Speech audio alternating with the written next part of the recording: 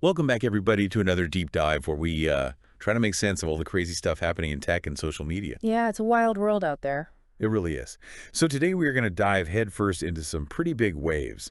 We've got rumblings of a potential TikTok ban, Instagram's making some power moves in the EU, Elon Musk's up to his usual antics on X, and even OpenAI's jumping into the search game. Lots to cover for sure. Definitely. So let's start with a story that I think really shows how the lines between the creator economy and good old-fashioned retail are blurring. Okay, I'm listening. Have you heard of CapCut? Yeah, I think so. Is that the video editing app? Yeah.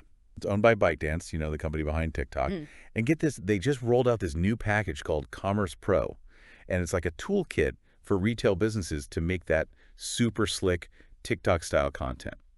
Interesting. So it's like they're trying to help businesses cash in on that short form video trend. Makes sense. Exactly. And I think what's really fascinating is how CapCut is basically democratizing video marketing. You know, small businesses, they don't always have tons of money to throw around on fancy production. Right. Makes those high-end tools more accessible. Exactly. And Commerce Pro is loaded with features to make those shoppable videos. You know, the ones where you can buy stuff right from the video? Oh, yeah. Those are getting popular. For sure. And with this, it's so easy. You can literally take a product URL, drop it into CapCut, and it spits out a video clip ready to go. You don't even have to mess with any other editing software or anything. That's pretty cool. Saves a ton of time and effort. And that's not even the best part. They even have these AI-powered features. Like, let's say you need a product demo or an explainer video. You can actually use AI avatars to showcase your products. Wow, that's next level. So even if a business can't afford to hire a spokesperson or create fancy animations, they can still have high-quality video content. Exactly. It's pretty mind-blowing. But you know, there's this looming shadow over all of this. Oh, right, the whole TikTok ban situation. Exactly. The U.S. government is getting pretty serious about possibly banning TikTok, national security concerns and all that. They're basically saying ByteDance has to sell TikTok to a U.S. company, or it's gone. And of course, the Chinese government is not happy about it, calling it bullying and even threatening to pull TikTok from the U.S. market themselves. It's a high-stakes standoff, that's for sure. Yeah. And it makes you wonder what could happen to CapCut, especially with this new Commerce Pro thing. What if it all just disappears? Yeah, it's a valid concern. The whole situation highlights just how interconnected these tech companies and platforms are and how political tensions can have real-world consequences. For sure. Okay, so while we're on the topic of tech giants and shifting sands, let's talk about Meta. There's been some interesting news coming out of the EU lately. You mean how Instagram is now bigger than Facebook in Europe? Yeah. Can you believe that? Instagram has something like 269 million monthly active users in the EU, compared to Facebook's 260 million. It's a pretty significant shift. There are a few theories about why this is happening. Some people think it's because of those stricter data privacy regulations in Europe, you know, the GDPR. Oh yeah, that makes sense. People are becoming more aware of how their data is being used. Exactly. And Facebook has had its fair share of controversies when it comes to data privacy, so maybe European users are just more cautious. Or maybe Facebook is just starting to feel a little, well, old. Especially compared to newer platforms like Instagram and TikTok, which are all about visuals and short-form content. That's definitely a factor, too. There's a perception, especially among younger users, that Facebook is where their parents hang out. Not exactly the coolest image. Right. So for Meta, this must be a bit of a wake-up call. Oh, for sure. They're definitely watching these trends very closely. But they are adapting. They're investing heavily in Instagram and also exploring new things like the metaverse. It's like they're trying to stay ahead of the curve, Bruh. or at least keep up with it. And speaking of adapting, they're also using AI to tackle a problem that's been plaguing social media forever. Teens lying about their age. Right. That new AI system they're developing to try and catch those sneaky teenagers. Exactly. It's pretty sophisticated stuff. It analyzes all sorts of data points like your profile info, who you follow, the content you interact with, even happy birthday posts from your friends. Wow, so it's like a digital detective trying to figure out your real age. Pretty much. It's impressive from a tech standpoint, but it also raises some privacy concerns. How much data should they be allowed to collect and analyze? That's the big question, isn't it? It's a balancing act between protecting young users and respecting their privacy. No easy answers there. And on top of that, you have to wonder how effective it'll actually be. Teenagers are pretty resourceful when it comes to finding ways around the rules. Yeah, it's a constant cat and mouse game. but I think it shows how AI is becoming more and more integrated into our online experiences, for better or for worse. Definitely. And speaking of AI shaping the future, OpenAI is making some big moves in the search world. Oh yeah, ChatGPT search. That's got everyone talking. It's a pretty wild concept. Instead of typing keywords into Google, you just ask ChatGPT a question in plain English, and it finds what you're looking for. Right. OpenAI CEO Sam Altman thinks this could be a game changer, especially for those complex searches that traditional search engines struggle with. He's even talking about search queries that could create custom web pages tailored to your needs. That's mind-blowing. It's like having a personal research assistant at your fingertips. Exactly. But, it makes you wonder, how will Google respond to this? They've been the king of search for so long. Right. But here's where things get really interesting. It turns out that ChatGPT search actually relies on multiple search services to do its magic. And guess which one's playing a key role? Don't tell me. Bing. Bing. It seems like Microsoft, which owns Bing, has been quietly making some smart moves in AI and search. It's fascinating. Maybe Bing's not the underdog we all thought it was. It's definitely a story to watch. Okay, let's move on to our last topic for this segment. We've got to talk about Elon Musk and his ongoing saga with X, the platform formerly known as Twitter. You mean the gift that keeps on giving? What's he done now? Well, his latest move has sparked quite a bit of controversy. He's decided to water down the block feature on X. Wait, what does that even mean? It means that even if you block someone, they can still see your posts. They just can't reply directly. So what's the point of blocking them then? Exactly. That's what everyone's saying. Musk's argument is that blocking isn't very effective anyway, since people can just create new accounts to see your content. And he's worried about big block lists censoring certain voices. I see his point, but I can also understand why people are upset. The block feature was there to give people control over their online experience, to protect them from harassment and unwanted attention. Right. And this move feels like it prioritizes free speech, even if it comes at the expense of user safety and well-being. It also raises some questions about whether this change violates the rules of app stores like Google Play and the Apple App Store, which require apps to have robust blocking features. It's a messy situation, that's for sure. And it wouldn't surprise me if this ends up biting X in the back. Yeah. But hey, got to give Elon credit for keeping things interesting. Oh yeah, he definitely knows how to stir the pot. And while we're on the topic of X, did you see that they launched a merch store? Oh, yeah. Right now it's just T-shirts and caps, but Elon, he's got big plans. Who knows what they'll be selling next? It's a smart move, though. Merch is a great way to build community and brand loyalty. And let's be honest, Elon's got a pretty passionate fan base. That he does. So what do you think? Would you rock an X T-shirt?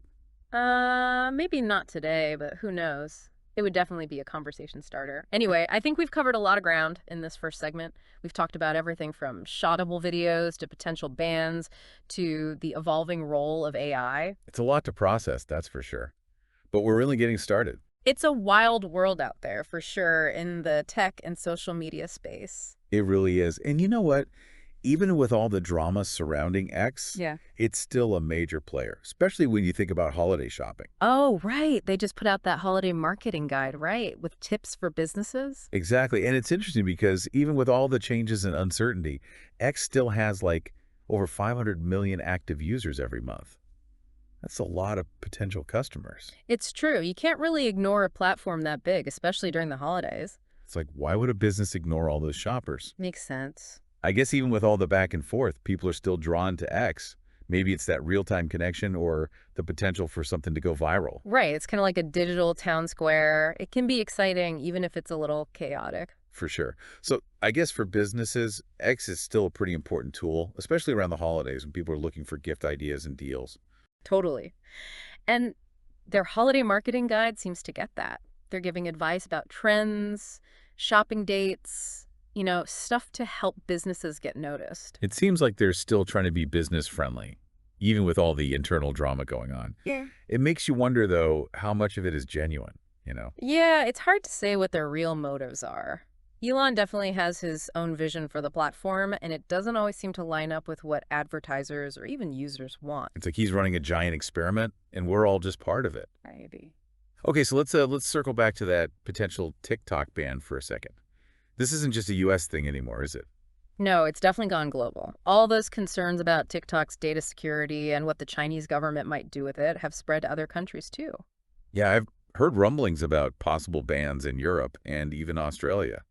It's like a tidal wave of distrust. It's a tough situation. There are legitimate concerns about data privacy, especially when you're dealing with a company that's ultimately under the Chinese government's thumb. But then there's the whole issue of censorship and what happens to freedom of expression if governments start banning apps just because they don't like them. It's a balancing act. And it's not just about governments and tech companies, you know. A TikTok ban would affect millions of users worldwide. Totally. For a lot of creators, TikTok is how they make a living. Absolutely. A ban would be devastating. And think about all the creativity and innovation that would be lost. TikTok has changed the way we create and consume content online. It would leave a big hole if it disappeared. It really would. This whole TikTok situation brings up some big questions about the role of government in regulating the internet. You know, the power of tech giants, and how do we balance security with freedom of expression? It's complicated. For sure. It really is. It's a lot to think about. Okay, let's switch gears for a bit and go back to Meta and their mission to stop teens from lying about their age on Facebook and Instagram. Oh, yeah, that AI system they're building. It's a problem that's been around forever, right? But it seems like they're really stepping up their game now. What do you think is driving teens to lie about their age online? Well, I think part of it is just wanting to access stuff that's restricted to older users, you know, like certain games, dating apps, or content that's considered too mature. Right, they're curious and want to explore. Exactly. But I think there's also a social element to it. You know, some teens might feel pressure to seem older or cooler online. They want to fit in or project a certain image. That's like the online world can be just as image conscious as the real world. Maybe even more so. Yeah, maybe. So it's not just about controlling access to certain content. It's about addressing those underlying social pressures and helping teens feel confident in themselves. Exactly. It's about creating a positive online environment where they don't feel like they have to pretend to be someone they're not. It sounds like a pretty tough challenge. It is. It's going to take more than just technology. It requires education, open communication, and a shift in online culture. It's a big task. Okay, let's shift gears one more time and talk about OpenAI and their big move into the search world with ChatGPT search. It's a bold move for sure. It could really shake things up. I'm curious to see if it actually takes off, you know? Yeah. Will it become a real alternative to Google? Or is it just hype? It's hard to say at this point, but OpenAI has a history of innovation, and they're not afraid to push boundaries. That's why people are paying so much attention. And their CEO, Sam Altman, seems pretty confident. He's even talking about search queries that could create custom web pages just for you. Yeah, it's like a personalized, super smart search engine that understands exactly what you need. That's incredible. But it also makes you think about the future of how we find information. You know, what if search engines become so personalized and advanced that they basically become extensions of our own minds? It's both exciting and a little bit scary, right? It is. We're venturing into uncharted territory. It's important to be both enthusiastic and cautious as we enter this new era of AI. It has the potential to do amazing things, but there are also risks that we need to be aware of. Right. Like what? Well, there's the whole issue of jobs being replaced by AI, and then there are ethical questions about bias in algorithms. Oh, yeah. We have to make sure these systems are fair and don't discriminate against certain groups of people. Exactly. And there's always the possibility of misuse or unintended consequences with any new technology. We have to be careful. It's a lot to think about. It feels like we're on the verge of a major shift in how we live and work and interact with the world. We are. And it's up to all of us to make sure this technology is used for good. We need to have those tough conversations about the benefits and the risks of AI. Okay, so let's bring things back around to where we started and talk about the creator economy and how it's intersecting with traditional retail. It's a fascinating space right now. Lots of innovation happening. It seems like businesses are realizing that they need to embrace the creator economy if they want to reach new audiences. It's not enough to just have a website or social media presence anymore. They need to create compelling content that resonates with their target audience. And who better to help them do that than creators? Right. Creators are the experts at grabbing attention and building online communities. They are. It's a win-win. Creators get more opportunities, and businesses get a new way to connect with customers. And it's amazing to think that not that long ago, being a YouTuber or an influencer was kind of seen as a joke, you know. Now it's a legitimate career path. It really is. And it's a great example of how the internet can create new opportunities and disrupt entire industries. It's a reminder that things change quickly in this digital world. Yeah. What's hot today might be gone tomorrow. Absolutely. Adaptability is key. You have to Wow. be willing to learn new things and adjust to the constantly changing landscape. So as we wrap up our deep dive into this crazy world of tech and social media, what are some key takeaways we should be thinking about? Both as consumers and as creators. I think, well, one thing that really stands out is just how much technology, social media, and commerce are all blending together. Yeah, it's everywhere we look, right? We talked about CapCut making it easier for businesses to create those shoppable videos. And then there's the whole influencer marketing thing. And it seems like the line between entertainment and advertising is getting blurrier and blurrier. It really is. It's exciting, but it's also kind of a lot to take in sometimes.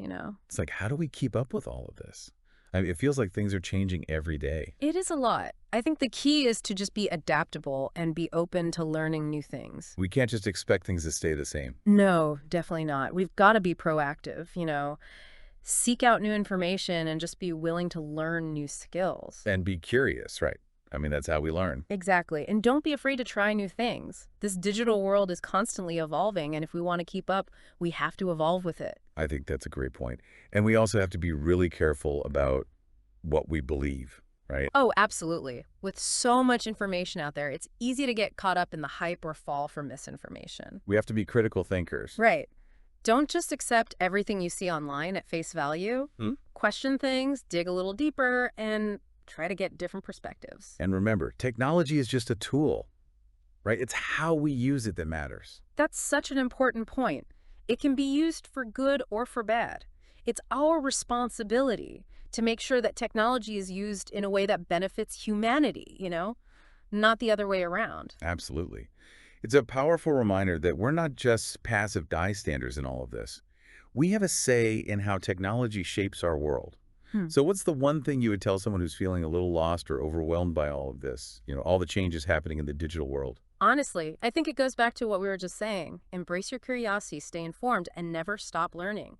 This digital world is going to keep changing, so we have to change with it. I love that. Embrace your curiosity, stay informed, and never stop learning. Great advice. Well, on that note, we'll leave you to ponder the incredible possibilities and maybe a few of the potential pitfalls of this digital world we live in. Thanks for joining us on this deep dive, and we'll see you next time.